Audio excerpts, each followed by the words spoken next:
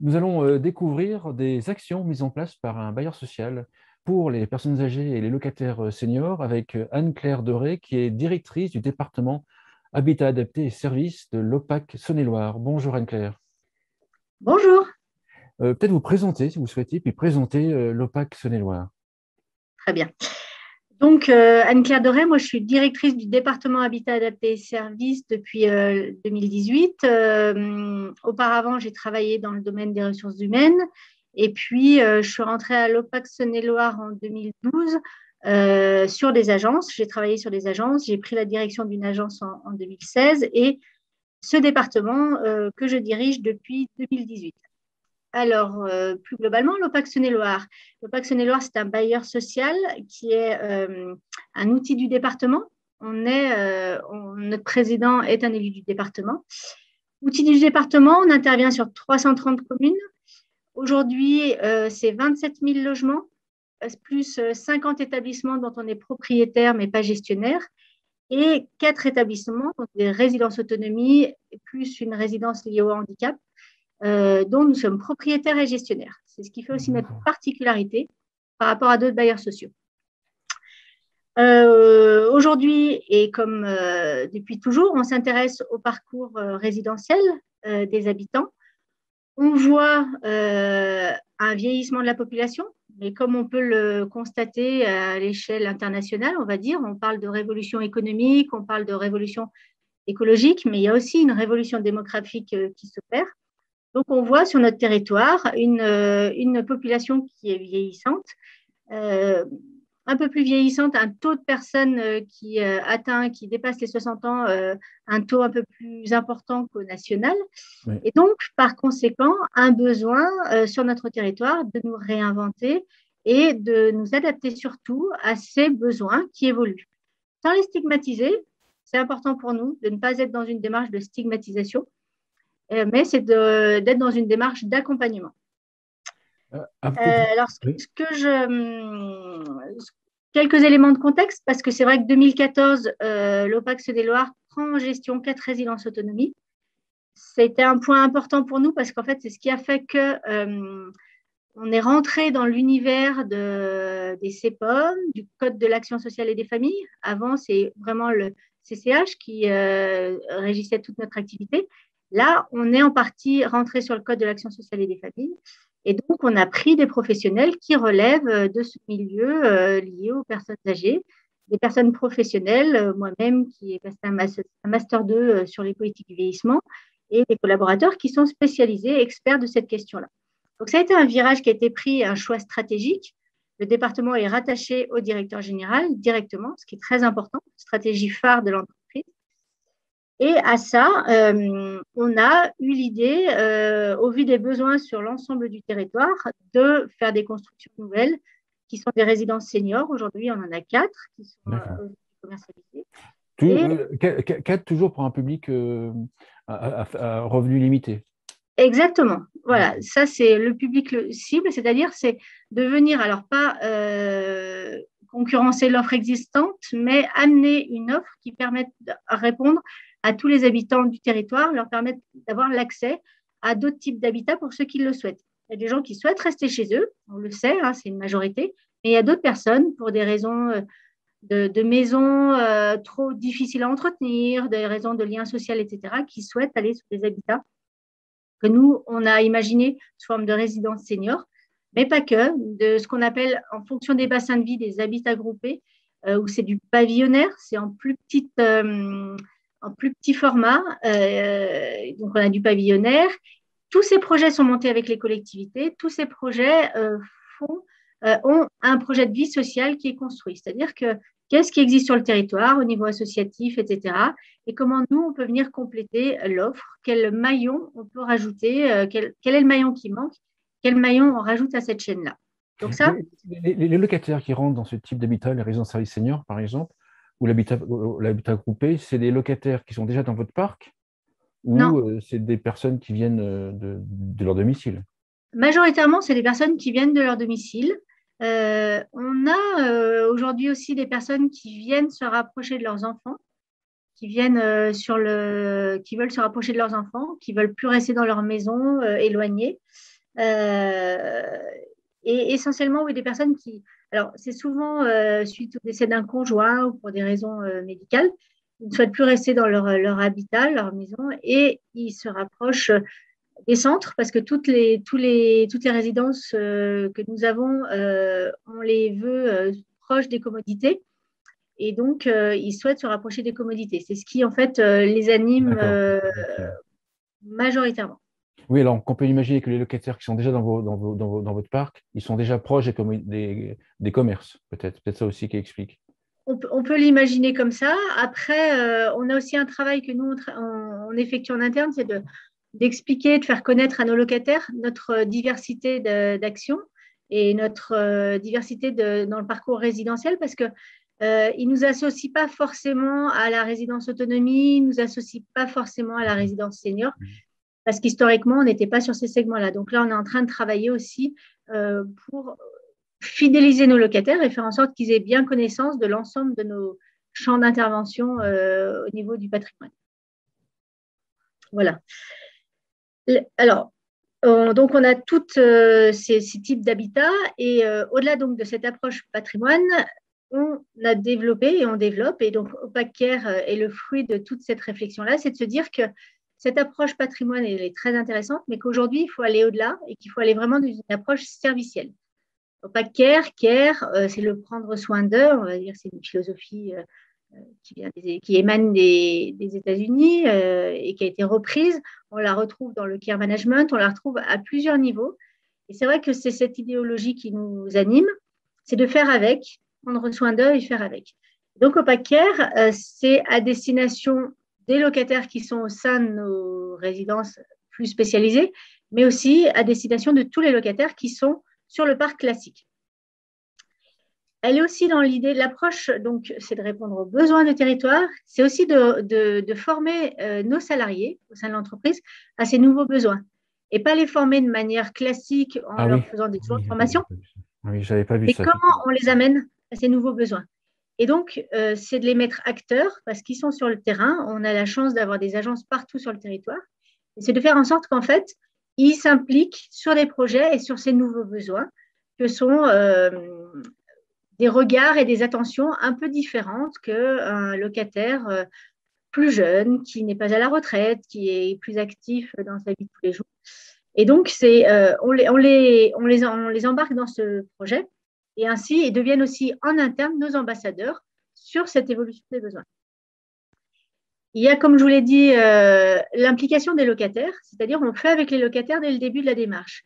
C'est qu'est-ce qu'on repère sur les bassins de vie, qu'est-ce qu'on identifie comme besoin et comment on travaille avec eux la mise en place de ces besoins. En faisant ça, en fait, on est sur la prévention de la perte d'autonomie, c'est-à-dire on les rend acteurs et ils nous accompagnent dans la démarche. Je parle des locataires, je parle aussi des associations de locataires qui sont présentes au sein de notre conseil d'administration et qui sont aussi très actives sur la démarche. On leur a présenté et ils la défendent pleinement. Ce qui est intéressant dans le projet tel qu'il est fait, c'est que concrètement, alors, la philosophie dans laquelle on est, je parle plutôt de philosophie, c'est qu'aujourd'hui, donc, il y a 5 projets qui sont dans cette machine et on va dire dans cette philosophie que l'on déploie. On a un projet qui s'appelle le projet adéquat. Jusqu'à maintenant, l'OPAC réalisait des aménagements dans les logements Ouais. quand la personne nous en faisait part, nous sollicitait en disant « j'ai du mal à me mouvoir dans mon logement, donc je fais appel à vous ».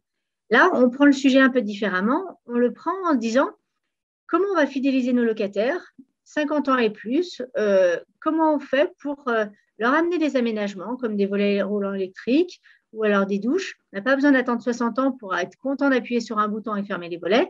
Donc, c'est qu'est-ce qu'on leur apporte sous l'approche commerciale, qu'est-ce qu'on leur apporte au sein de leur logement et qui va permettre de les fidéliser, de répondre, on va dire, au premier sujet de la perte d'autonomie qu'ils pourraient rencontrer sans stigmatiser. On sait que quelqu'un n'aura pas envie d'être stigmatisé comme je perds en autonomie. Donc, quand ils viennent nous voir, c'est que vraiment, ils n'ont pas d'autres Bien possibilités. sûr, oui. Et donc là, on a testé ce sujet-là. On l'a testé sur un quartier sur Louvain. On a adressé une cinquantaine de questionnaires en disant si on avait des adaptations à créer dans votre logement, qu'est-ce que vous souhaiteriez avoir?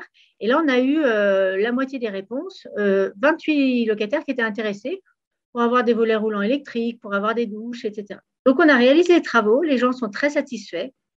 On est sur l'amélioration de l'habitat et on n'est pas du tout sur une stigmatisation. Et Mais ça, c'est important pour nous. là, j'imagine que les personnes qui ont accepté, enfin qui ont voulu, c'est surtout aussi pour le confort. C'est confort plus la peur de la perte d'autonomie ou c'est essentiellement le Confort. confort dans un premier temps? C'est le Confort. confort. Ouais. On a vraiment misé sur le confort dans tout ce qu'on leur propose. Alors, on a fait ce questionnaire. Ensuite, on a un agent qui est venu chez eux pour échanger avec eux, etc. On a décelé une ou deux situations où on s'est dit il y a besoin d'un ergo parce que là, on est déjà dans des situations qui peuvent être problématiques. Donc là, c'est des professionnels du sujet qui sont venus et qui nous ont accompagnés. Ça, on sait faire. Mais ça a été à chaque fois des visions sur le confort. Tout à fait. Et les gens sont contents parce que volet roulant électrique, parce que douche à la place d'une baignoire qui bien souvent était ancienne. Donc, voilà, on est vraiment sur la fidélisation et le questionnaire de satisfaction est dans le traitement du dossier et dans la réalisation des travaux est plus que satisfaisante, d'où on va dire la généralisation sur l'année 2023 de ce process. D'accord. Et on intervient aussi donc sur, vous savez que tout l'aménagement, ce qu'on est en train de travailler aussi, c'est les aménagements, on les fait souvent sur des logements qui relèvent de l'exo-TFPB parce qu'on est fortement subventionné pour aménager nos logements dans ce cadre-là. Et là, l'idée, c'est d'intervenir aussi sur les logements qui ne relèvent pas de l'exonération de TFPB. Voilà. Donc, on cherche des partenaires. Donc, ça, c'est le premier projet. On a un autre projet qui est orienté, alors on l'a appelé OMIL, qui est orienté restauration. C'est-à-dire qu'on se rend compte que la dénutrition sur les personnes qui vieillissent, c'est un vrai sujet et on s'appuie en fait sur nos résidences autonomie.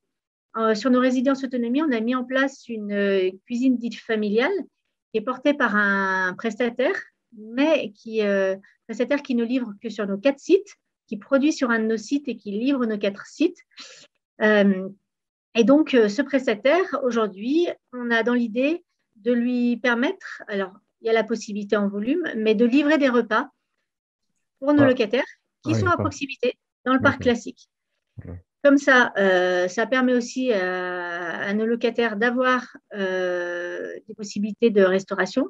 Tout ça, c'est fait en lien avec les partenaires du territoire. On ne vient pas à la place d'un partenaire qui est en place, on vient répondre à un besoin et un manque. Ça allait être ma question, effectivement. Voilà, on n'est pas en concurrence, on ne se met pas en concurrence, tout est pensé avec les collectivités, on est en lien avec les élus, avec le tissu associatif. Et l'idée aussi, c'est sur nos résidences autonomie, c'est de permettre aussi aux personnes de l'extérieur de venir sur nos sites et de voir nos lieux de restauration comme des lieux comme un restaurant. Et donc là, on est en train d'en faire la promotion pour aussi ouvrir nos résidences autonomie au public extérieur, pas faire en sorte que ce soit des résidences fermées. Donc là, il y a ce projet.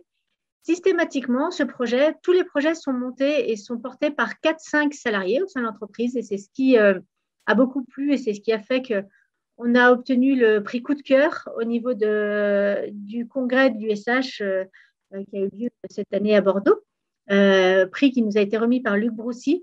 C'est toute cette démarche de faire avec les salariés, c'est eux qui montent le projet, qui l'animent, qui se mettent en lien avec les partenaires, etc. Et avec les locataires, on a les locataires qui sont proactifs au sein de ces projets-là. On a tout un système en fait de copiles, etc., avec des termes aussi assez innovants parce qu'en gros, c'est une aventure qu'on partage tous ensemble et c'est l'image qu'on a souhaité mettre en avant.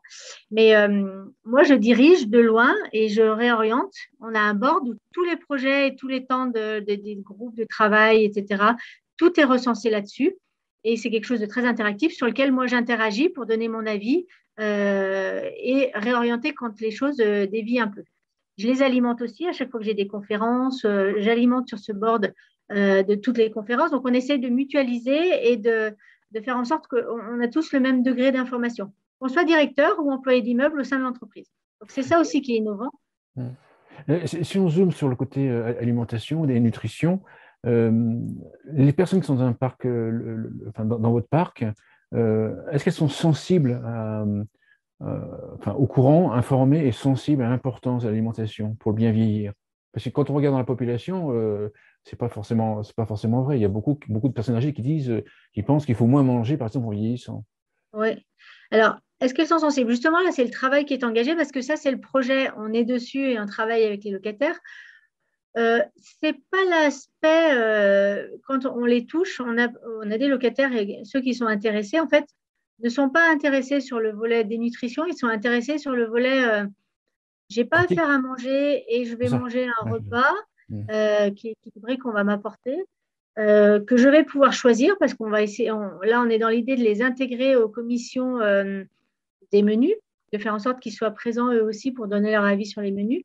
Ça, c'est la première porte d'entrée. La deuxième porte d'entrée, pour ceux qui ne connaissaient pas nos résidences autonomie et qui viennent y manger, c'est qu'en fait, ils vont rencontrer du monde. Et ils sont contents de pouvoir rencontrer du monde Ah à oui. proximité de chez eux. Oui, Et donc là aussi, la porte d'entrée n'est pas un sujet lié au vieillissement, mais est un sujet de convivialité, tout à fait. un sujet autre. Enfin, la Oui, motivation pour rentrer dans ces programmes-là est un sujet différent de l'objectif final, en fait. exactement. Et Ok. par contre, dans les questionnaires qu'on a adressés aux locataires, donc toutes générations confondues, on a des réponses d'enfants de seniors, d'enfants de locataires qui nous disent moi, ça va être très bien pour ma maman parce qu'elle se fait plus à manger et on va la pousser à aller parce qu'on voit bien qu'elle mange pas assez, qu'elle boit pas, etc., etc. Et donc, ça permet d'être pour les aidants familiaux, on va dire, des leviers pour eux qui vont repérer pour accompagner leurs parents. Ça aussi, c'est pour ça que nos questionnaires et notre démarche ne s'adressent pas qu'à un public 60 ans et plus, mais à tous. C'est parce qu'il y a aussi cette problématique des aidants familiaux et donc de locataires qu'on a sur notre parc à nous. C'est comment on facilite aussi leur travail au quotidien D'accord. auprès de leurs Ouais, proches. d'accord.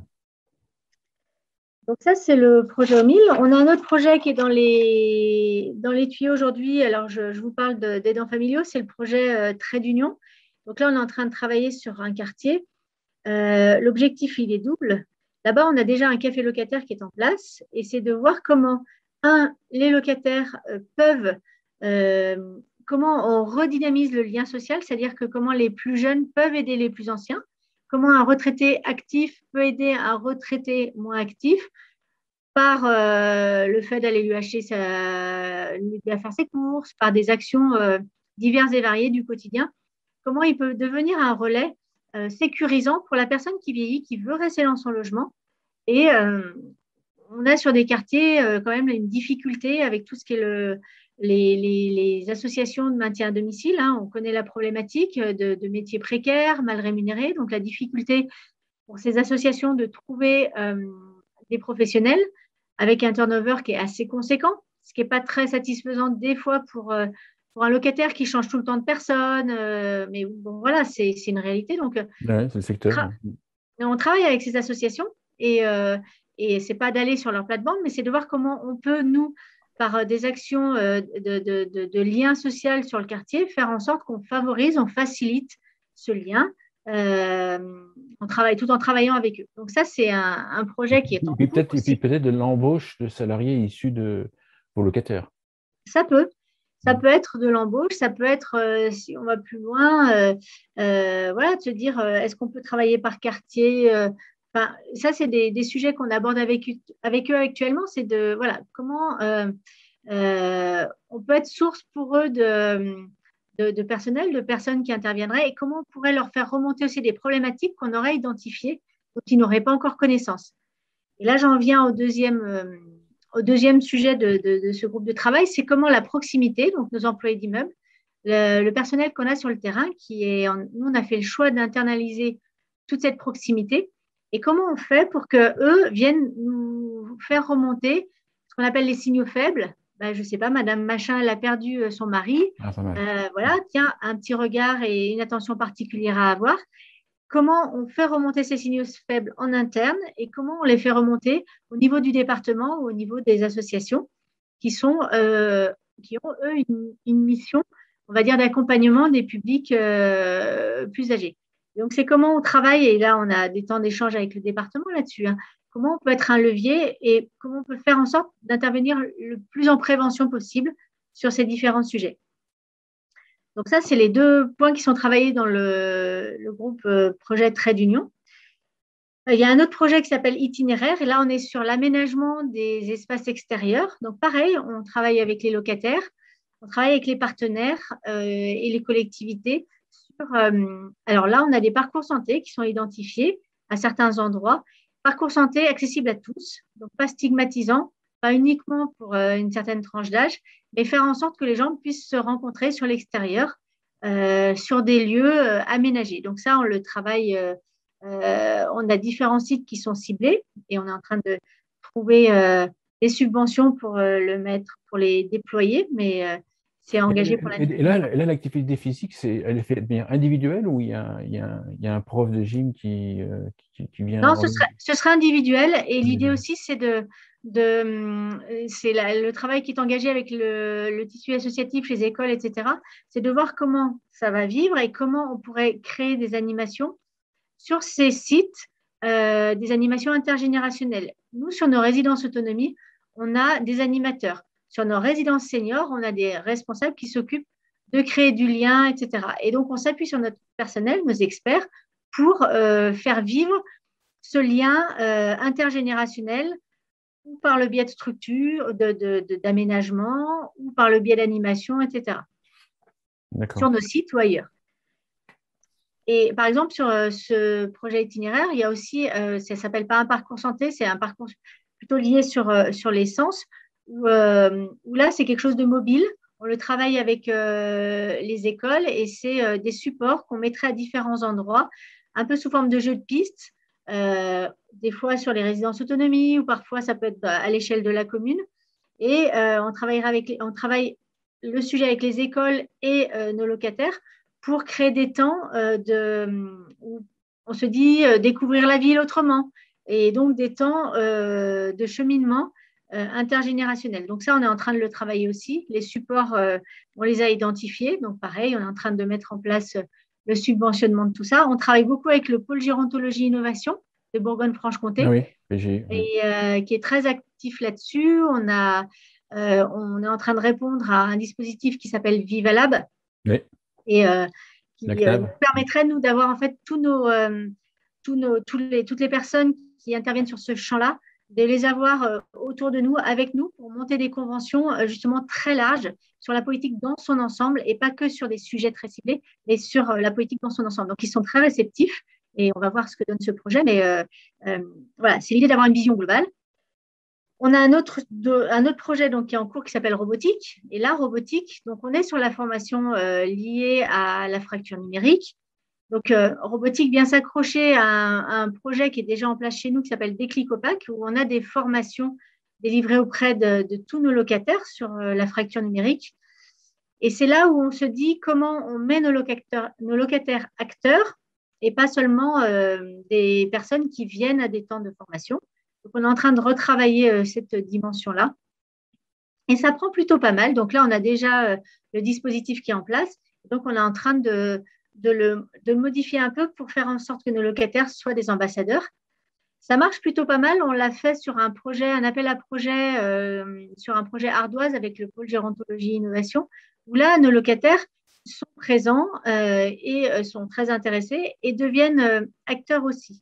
Nos salariés deviennent des formateurs aussi, ils ont été formés, mais nos locataires deviennent aussi acteurs de ces temps de formation. Et ça marche plutôt pas mal.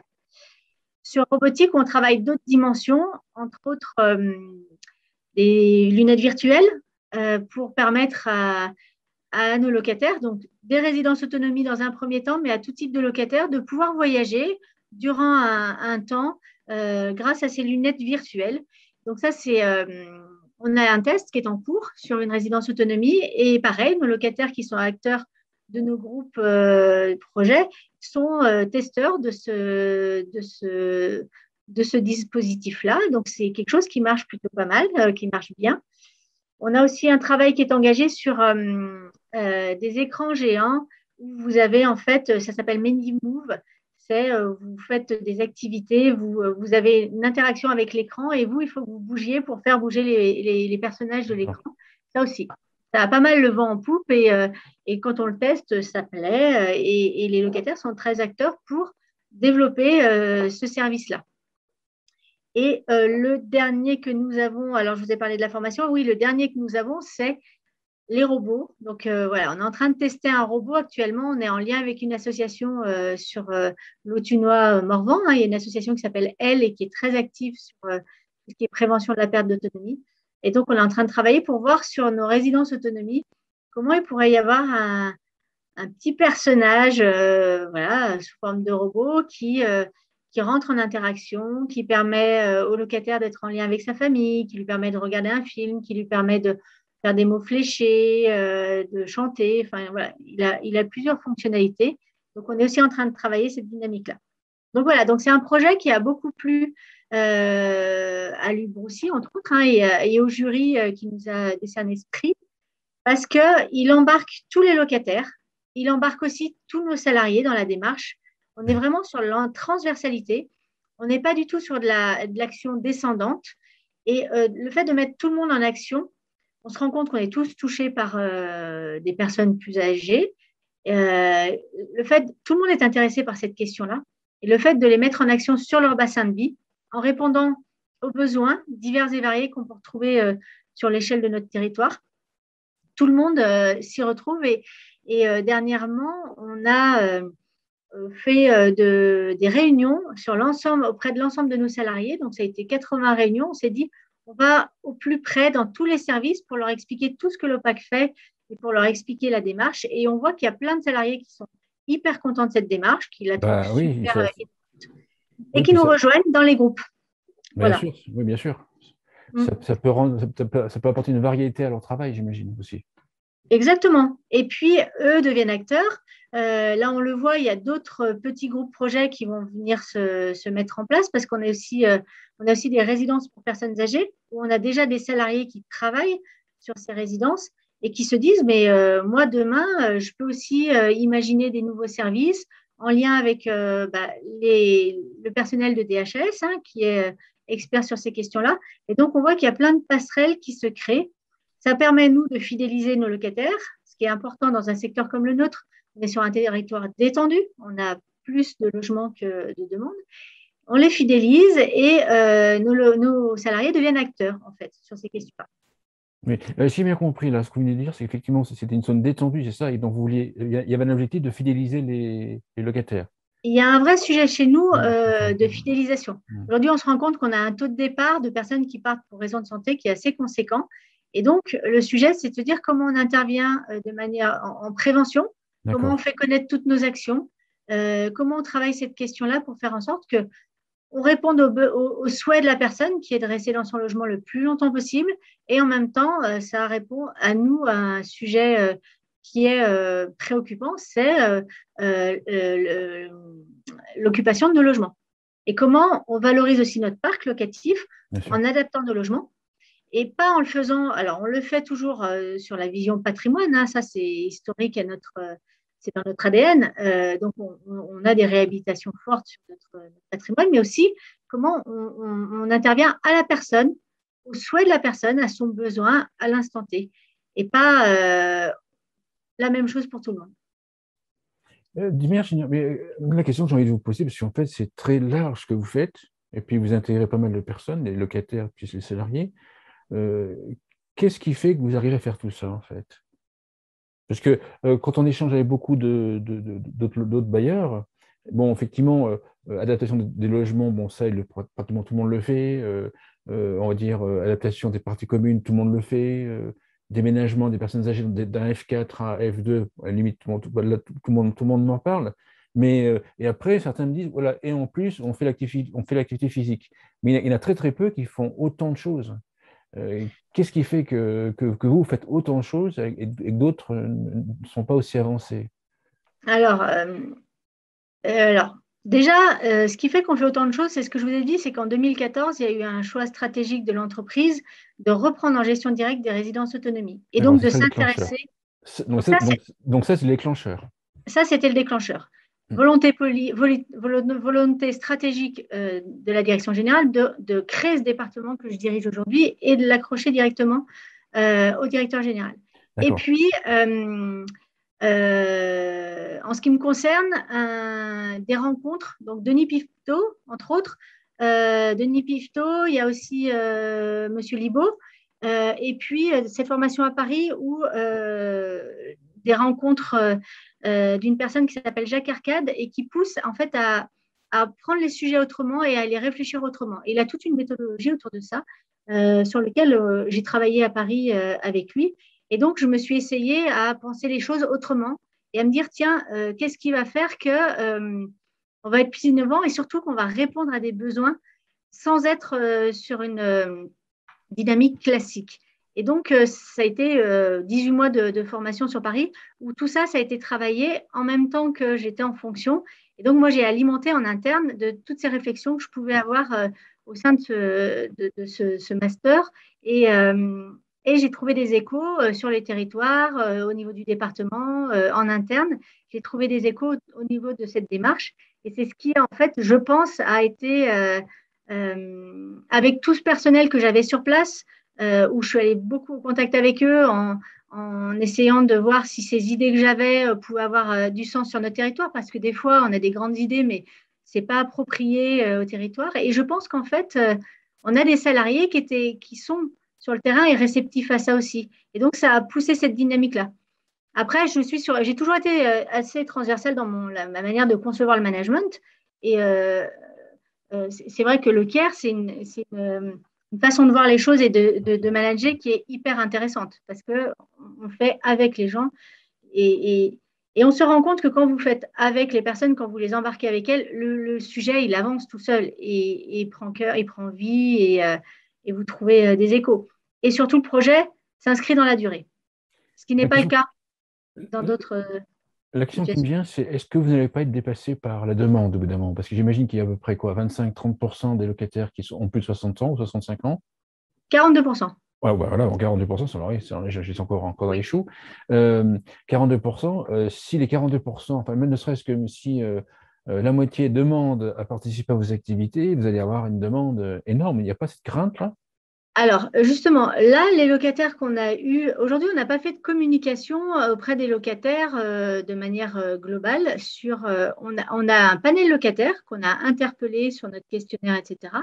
On leur a demandé s'ils étaient d'accord pour intervenir dans notre champ de réflexion, etc. Donc, on en a une quarantaine qui ont répondu positivement. Donc ça, on est en train de le travailler. Donc, on en a certains qui, historiquement, sont actifs et qui sont repérés et qui travaillent avec nous sur les projets. On a aussi des représentants locataires qui sont actifs, entre autres Madame Bury de la CNL, qui est très active sur toutes ces questions-là. Et donc là, on est en train de travailler justement sur comment on implique ces 40 locataires qui sont d'accord pour travailler. Alors, ils sont plus qu'une trentaine là, mais pour travailler avec nous. D'être débordé, c'est pas ce qui. Aujourd'hui, on est très clair. On avance avec eux, on leur explique où on en est. Là, aujourd'hui, on va être dans une démarche de les impliquer, d'essayer de voir comment on les implique sur les 40 qui font partie de ce panel locataire, comment on les implique sur la démarche. Mais Parce que, c'est comme pour les.